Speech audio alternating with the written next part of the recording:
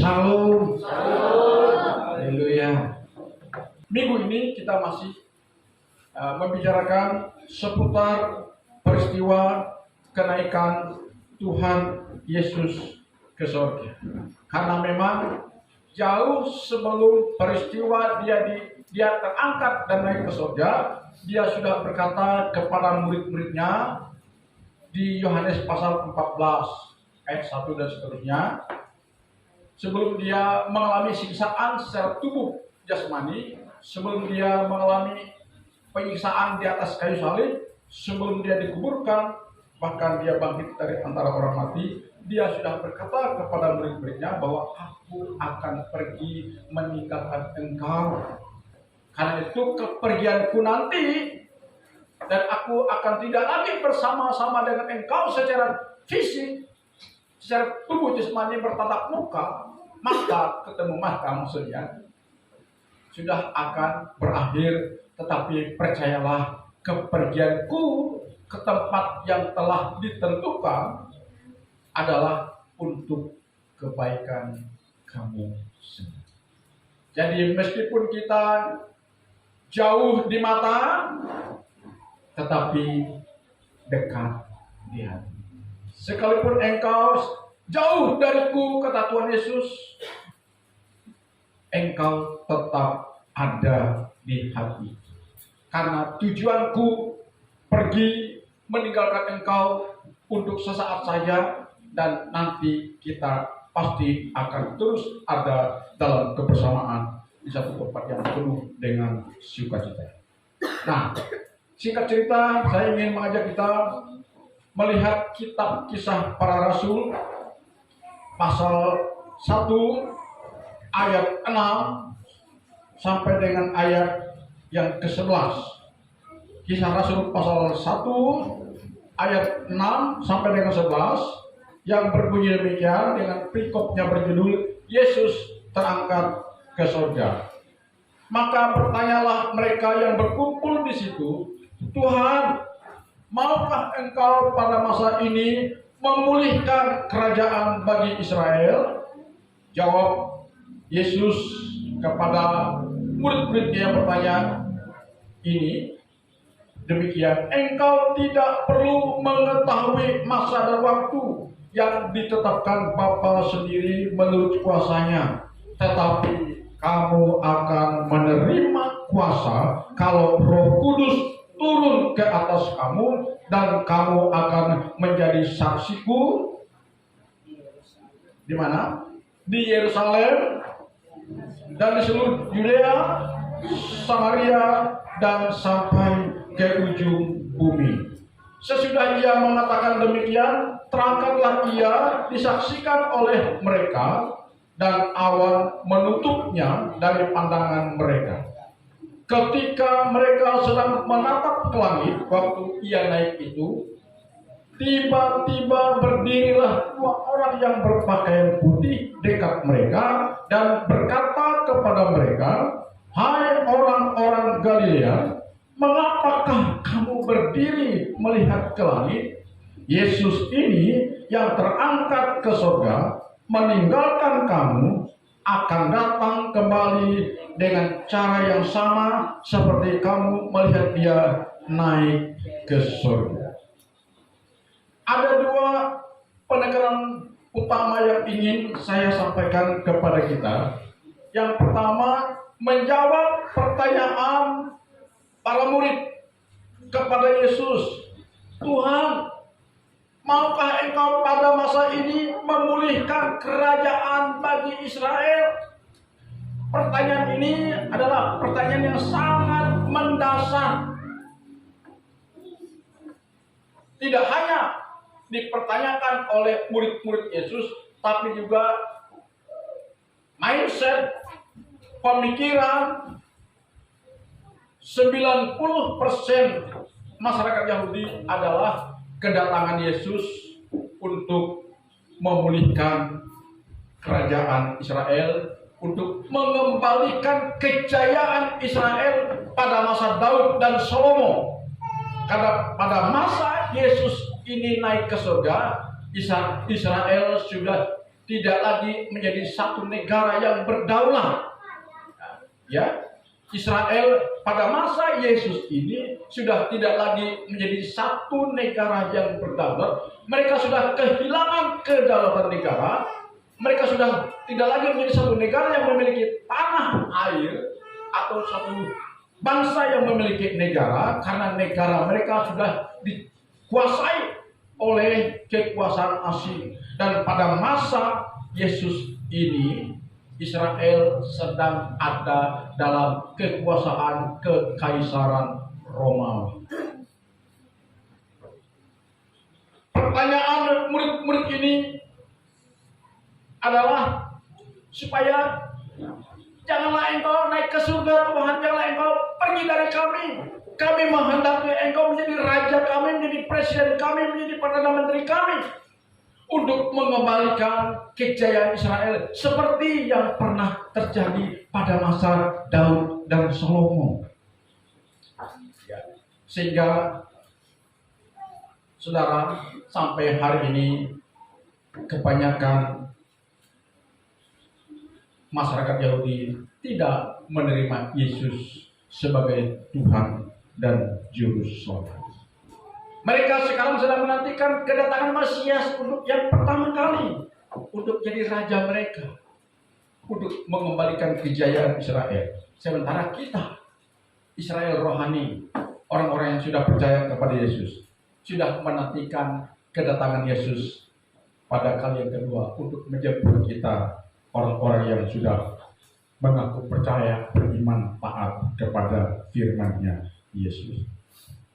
Nah, saya ingin mengatakan kepada kita dan mengupas ayat ini, yaitu sehubungan dengan jawaban dari Tuhan Yesus, seperti jawabannya melenceng. Ya, Yesus tidak menjawab secara terus terang. Pertanyaan dari murid-murid tadi, mengapa Tuhan, maukah engkau pada masa ini memulihkan kerajaan bagi Israel? Jawab Tuhan apa? Engkau tidak perlu mengetahui masa dan waktu yang ditetapkan Bapa sendiri menurut kuasanya, tetapi kamu akan menerima kuasa kalau Roh Kudus turun ke atas kamu, dan kamu akan menjadi saksiku di Yerusalem, di seluruh Yudea, Samaria, dan sampai ke ujung bumi. Seperti pertanyaan ini tidak dijawab oleh Tuhan Yesus. Seperti tidak nyambung antara pertanyaan dengan jawaban. Ya, sepertinya tidak nyambung, saudara. Tapi apakah demikian?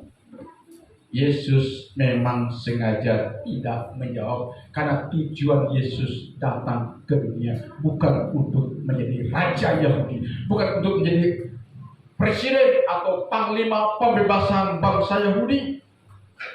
Makanya Yesus tidak menjawab terus terang, tetapi dia mengatakan, engkau tidak perlu mengetahui masa dan waktu yang ditetapkan Bapa menurut kuasanya, tetapi kamu akan menerima kuasa kalau Roh Kudus turun di atas. Yesus menjawab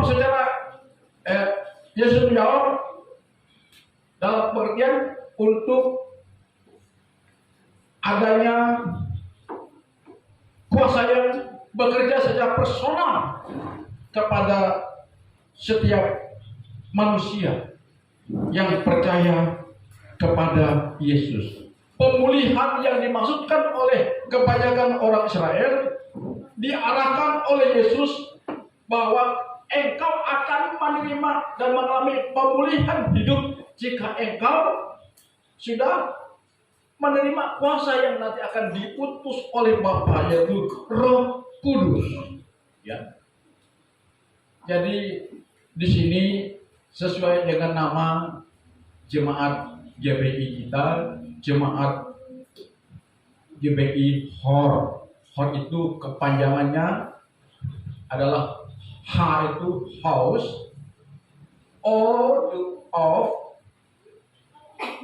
R itu restoration.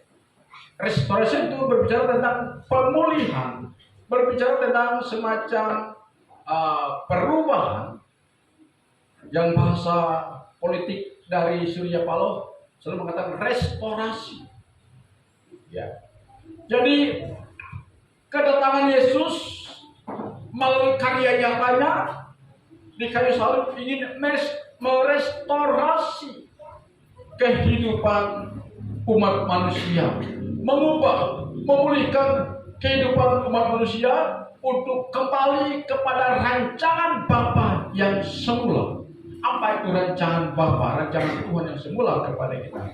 Yaitu rancangan keselamatan dan akan ada dalam kebersamaan dengan Tuhan di sorga.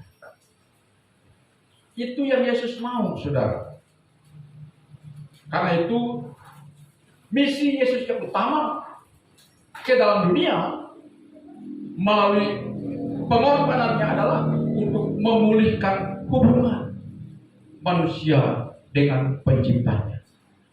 Sekali saya ulangi, kedatangan Yesus ke dalam dunia melalui karya pengorbanannya di atas kayu salib adalah untuk memulihkan hubungan antara yang dicipta dengan yang mencipta, antara kita yang diciptakan oleh Tuhan dengan Tuhan Sang Pencipta kita. Pemulihan hubungan.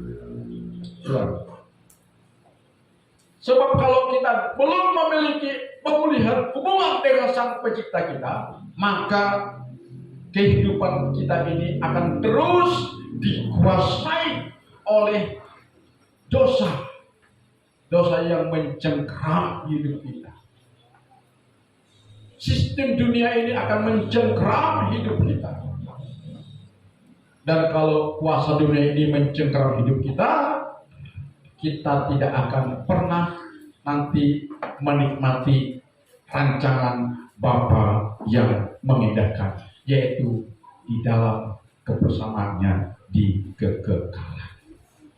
Karena itu target kita sebagai orang Kristen adalah pemulihan hubungan dengan Tuhan melalui iman percaya kita kepada Tuhan Yesus Kristus dengan kebersediaan kita melakukan perintah-perintah Tuhan. Katakan amin. Haleluya. Jadi kita pasti akan mengalami pemulihan hubungan dengan Sang Pencipta kita melalui keberimanan kita kepada karya Kristus di kayu salib, ini pertama. Yang kedua, melalui kebersediaan kita untuk hidup di dalam tuntunan firman Yesus yang disalib. Sebab kalau kita mengabaikan tuntunan firman-Nya, berarti sama dengan pembangkangan kita atau menolak karya ketuhanan Yesus dan kejuru selamatan Yesus. Jadi untuk menjadi orang Kristen memang gampang-gampang susah, susah-susah gampang, tetapi lebih banyak harga yang harus kita bayar. Katakan amin. Ya, karena ketika Yesus menebus kita, bukan dengan perkara yang gampang, bukan dengan perkara yang mudah. Yesus menebus kita melalui pengorbanan hidup. Kalau Yesus menebus kita dengan cara mati serangan jantung, enggak sakit. Sakitnya cuma hitungan menit atau detik. Ya kan? Taruhlah kita itu enggak banyak, mungkin hitungan menit lah, 5 menit kah, 10 menit kah. Ya. Enak, tidak lama menderita. Tapi Yesus mati karena siksaan dulu. Dia mengalami siksaan secara verbal, tahu siksaan melalui ocehan, penghinaan oleh orang-orang musuh-musuhnya pada itu. Dia dilecehkan, dihina, dikatai macam-macam, saudara. Bahkan ada yang meludahinya. Sampai dalam keadaan dia didera, dia dipaksakan menjadi pikul salib yang akan nantinya menjadi alat untuk menggantung dia mati. Betapa menderitanya masa-masa sebelum dia mati. Saya pernah ke Israel, kami menelusuri lorong Via Dolorosa itu.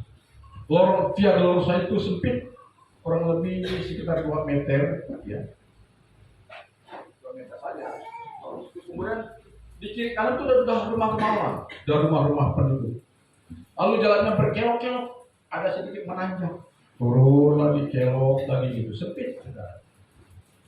Lumayan kalau sekarang sudah sebagian dikasih semen, kalau dulu belum, zaman Yesus belum, masih tanah biasa sudah. Dapat dibayangkan betapa dia menderita memikul salib melalui lorong Dolorosa tadi. Saya membayangkan waktu kami mengikuti menelusuri lorong Via Dolorosa itu sampai kepada Bukit Tengkorak, tempat penyalibannya, saya membayangkan betapa sengsaranya Tuhan Yesus. Tapi kenapa dia mau menerima itu? Jawabannya adalah semata-mata karena kasihnya. Dia ingin manusia kembali kepada rancangan Tuhan yang semula, yaitu hidup kekal, tidak ditimpa murka. Karena jelas dalam 1 Tesalonika pasal 5 ayat 9 mengatakan, Allah tidak menetapkan kita untuk ditimpa murka, tetapi untuk beroleh keselamatan melalui iman di dalam Yesus Kristus. Perhatikan, ya. Allah pada mulanya sudah merancangkan kepada kita bahwa kita tidak akan ditimpa murka. Artinya tidak akan kita dijebloskan ke dalam neraka, ke dalam penghukuman. Jadi ketetapan Tuhan itu final dan tidak ada satupun yang bisa mengganggu atau mengamandemen atau merubahnya. Tapi ketika manusia jatuh ke dalam dosa, apakah ketetapan Tuhan tadi bisa diamandemen, bisa dirubah? Nah, bagaimana Tuhan menyiasati, saya pakai kata menyiasati, bahwa ketetapannya sudah jelas, dia tidak menghendaki satupun manusia ciptanya untuk ditimpa murka karena dosa.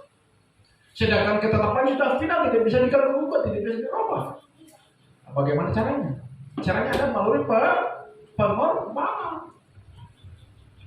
Melalui pengorbanan. Korban pengganti maksudnya. Maka dikirimlah Yesus sebagai putranya yang tunggal. Jelaskan dalam Yohanes pasal 3 ayat 16, yang mengutus anaknya yang tunggal, barang siapa yang percaya kepadanya tidak binasa, melainkan beroleh hidup yang kekal. Karena apa? Karena dalam Kisah Para Rasul pasal 4 ayat 12 mengatakan, di bawah kolong langit ini tidak ada satu nama pun yang diberikan oleh Tuhan untuk menyelamatkan manusia selain di dalam nama Yesus Kristus. Ya, kemudian bagi orang yang meresponi akan karya Yesus, akan panggil Injil tadi, di dalam Roma pasal 10 ayat 9-10 mengatakan, jika kamu mengaku dengan mulutmu, ya, percaya dalam hatimu bahwa Yesus adalah Tuhan, maka kamu akan diselamatkan. Jadi dengan kita meresponi panggilan Injil, kita memberi hidup kita kepada Tuhan Yesus, kemudian kebersediaan kita hidup di dalam firman-Nya Yesus, melakukan firman-Nya Yesus. Karena kalau firman Yesus kita lakukan dalam hidup kita sehari-hari, yang enaknya siapa? Kita. Amin. Karena firman itu diberikan, hukum Tuhan itu diberikan kepada kita untuk kebahagiaan kita, saudara. Coba kalau kita taat hukum, yang nikmatinya siapa? Kita. Imbasnya juga kepada orang lain. Dan itulah yang dimaksudkan oleh Yesus. Engkau tidak perlu mengetahui masa dan waktu yang ditetapkan Bapa sendiri berkuasanya, tetapi kamu akan menerima kuasa kalau Roh Kudus. Kuasa apa? Kuasa pemulihan hidup kita. Dari keperdosaan kita tidak lagi berdosa. Amin. Ya, kalau kita sudah melepaskan diri dari kungkuan dosa dan kebersihan kita hidup di dalam tuntunan firman Tuhan, maka setiap hari kita sedang diproses kepada penyucian tahap demi tahap. Jadi kita sekarang sedang dalam proses penyucian, proses untuk menuju kepada kesempurnaan, sama seperti Kristus yang adalah sempurna. Sekarang kita belum sempurna, tapi kita sedang diproses menuju kepada kesempurnaan. Melalui apa kita disempurnakan? Melalui kebersihan kita taat kepada firman-Nya Tuhan. Karena dasarnya sudah ada pada kita. Dasarnya apa? Dasarnya adalah iman kita kepada karya Yesus di kayu salib. Kemudian dilanjutkan dengan kebersihan kita taat kepada firman Tuhan. Amin. Dengan kita taat kepada firman Tuhan atas dasar iman kita kepada Yesus tadi sebagai Tuhan kita, maka percayalah kuasa pemulihan itu akan sedang bekerja dalam diri kita. Amin. Haleluya. Dan kalau hidup kita sudah dipulihkan, sudah diubah, amin, dipulihkan, diubah, maka disanalah peran kita untuk menjadi saksi-saksi Tuhan. Amin. Jadi keberubahan hidup kita ini sudah menjadi semacam cahaya sinar sebagai pengarah. Coba lihat Siano dulu. Oh, lihat Siano dulu. Siano itu dulunya hidupnya sangat jelek. Mulutnya bukan main, ceplas-ceplas ngomong, suka ngumpet, suka marah, suka emosi. Setelah dia percaya Yesus, setelah dia taat, berubah loh. Tadinya dia emosi, pemarah, ringan tangan. Sekarang tidak lagi. Orang yang sudah lemah lembut, ya kan? Sudah mulai, dia tidak lagi mampu dia menguasai emosinya. Perubahan. Karena kekristenan itu adalah sebenarnya sebuah kuasa untuk membawa perubahan kepada kita. Amin. Karena itu jadi orang Kristen baru, ya kan? Haleluya. Coba kalau kita tidak berubah, bagaimana mungkin kita menjadi saksi Tuhan? Dikatakan di sana, kamu akan menerima kuasa kalau Roh Kudus turun ke atas kamu. Kuasa pemulih itu bekerja, Roh Kudus turun ke atas kamu, karena kalau kamu pertama beriman kepada Yesus, yang kedua taat kepada firman-Nya Yesus, maka Roh Kudus berkarya dalam diri saudara. Coba bagaimana Roh Kudus bisa berkarya dalam diri kita kalau kita menolak firman Tuhan? Karena firman dan Roh Kudus itu tidak bisa dipisahkan. Ya. Jadi percaya kepada Yesus, kebersihan kita untuk ikut dalam tuntunan firman Yesus, maka Roh Kudus akan menyatakan karya nyatanya kepada kita. Dan manakala karya nyata Roh Kudus ada pada diri kita, di sanalah awal dari segala perubahan kehidupan. Kalau hidup sudah berubah, mulai dari pikiran sudah berubah, hati sudah berubah, mindset kita berubah, pasti hidup sudah akan diubah. Amin. Haleluya. Dan dengan keperubahan hidup tadi, maka kita akan mampu memainkan peran kita menjadi saksi Tuhan. Saksi yang pertama di dalam ruang lingkup yang paling kecil, yaitu di dalam keluarga kita, dalam lingkungan RT kita, dalam lingkungan dusun kita, dalam lingkungan desa kita, dalam lingkungan kota kita. Barulah ke kota-kota lain. Dikatakan kamu akan menjadi saksiku di Yerusalem. Yerusalem bisa bicara keluarga rumah tangga kita, bisa bicara lingkungan kita, bisa bicara lingkungan satu RT kita, satu dusun kita. Kita jadi saksi Tuhan. Jangan jadi apa? Jadi teror. Ya, di mana-mana kehadiran kita menjadi teror. Orang kita ketika hadir dalam suatu komunitas membuat orang lain tidak nyaman.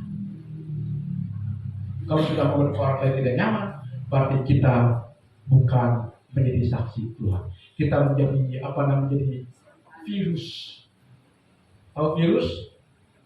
Menakutkan, menjijikkan, menjengkelkan. Ya. Nah, kita bicara tentang Tuhan, orang lihat kehidupan kita. Hati-hati saudara. Karena itu mari kami ingin mengajak kita tunjukkanlah buah-buah iman kita dengan perubahan hidup yang sesungguhnya. Amin. Baik, kita sebagai seorang suami, ya, ayo mana yang suami-suami di sini? Yang suami-suami yuk, suami-suami yuk, angkat tangan. Saya minta lihat yang suami-suami. Ayo angkat tangan yang suami-suami. Suami 1, 2, 3, 4, 5. Mam, ayo suami. Oke. Suami tunjukkan keberubah suami untuk menyatakan tanggung jawabnya kepada keluarga. Amin. Nasihat saya dalam pernikahan kemarin, di Moli, bisa katakan sebagai seorang suami, dia harus memberikan rasa aman kepada istrinya, rasa nyaman kepada istrinya merasa terlindungi. Karena istri itu dibawa ke tiangnya suami. Jangan mentang-mentang langsung kita dibawa ke tiang, lalu kita ijab. Kamu dibawa ke tiang saya mau bela. Bukan demikian artinya. Kamu dibawa ke tiang saya memang harus dilindungi, diberi rasa aman dan nyaman. Sudahkah suami-suami memberikan rasa aman dan nyaman kepada istrinya? Perubahan yang kedua, ya, kalau kita sudah benar-benar menjadi pengikut Kristus, tanggung jawab. Amin. Tanggung jawab dalam rumah tangga. Kami saya katakan maju mundurnya keluarga, mau dibawa kemana keluarga kita? Tergantung dari nahkodanya. Siapa nahkodanya? Suami, supir, pengendali, bos.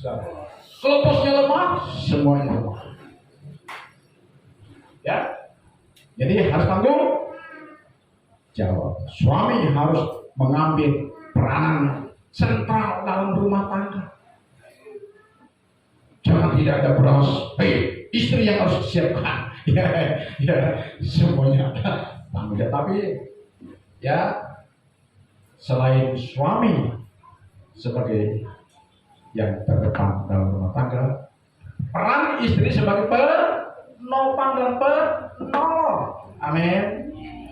Jika suami dan istri sudah berperan maksimal dalam rumah tangganya, percayalah, pasti rumah tangga saudara akan berbeda. Ya. Amin. Pasti akan berbeda. Tuhan pasti dimuliakan dalam hidup keluarga kita. Ya. Jadi jemaat GBI Horsoso, gereja yang mengajarkan bahwa pentingnya kita mengusahakan diri untuk pemulihan hubungan, pertama dengan Sang Pencipta kita, yang kedua dengan orang-orang terdekat kita.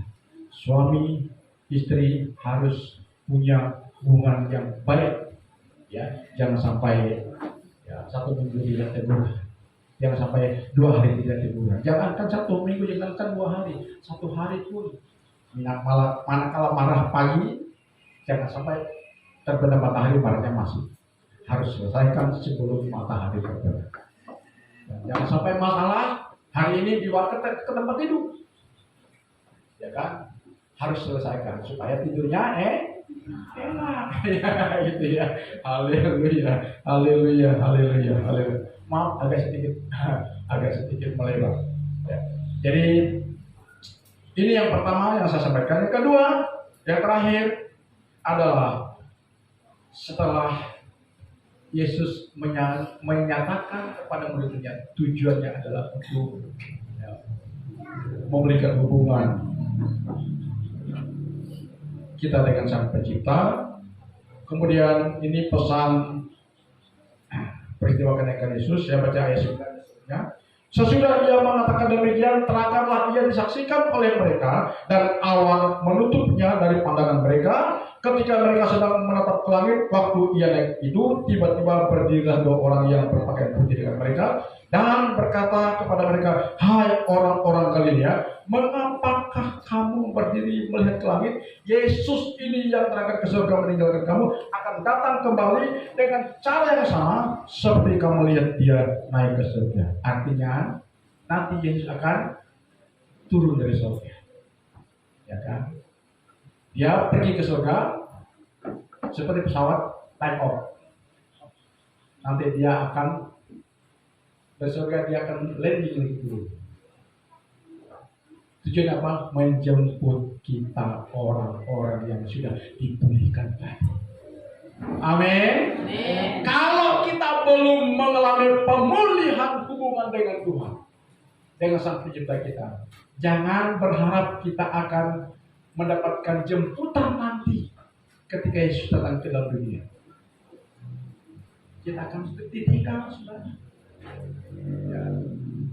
Kita ditinggal. Nanti saya akan sampaikan, akan tiba masanya sebelum Yesus menjemput kita yang sudah dipulihkan melalui karyanya dan ketaatan kita kepada firman-Nya. Dunia ini akan mengalami pergolakan yang teramat menyakitkan, saudara. Akan tiba masanya kesusahan besar melanda seluruh dunia ini. Tetapi sebelum peristiwa yang sangat menyakitkan, yang sangat tragis itu, kita yang sudah diberikan diangkat oleh Tuhan. Kita tidak akan mengalami kesusahan besar nanti, karena kita sudah keburu diangkat oleh Tuhan untuk menikmati indahnya kebersamaan dengan Dia.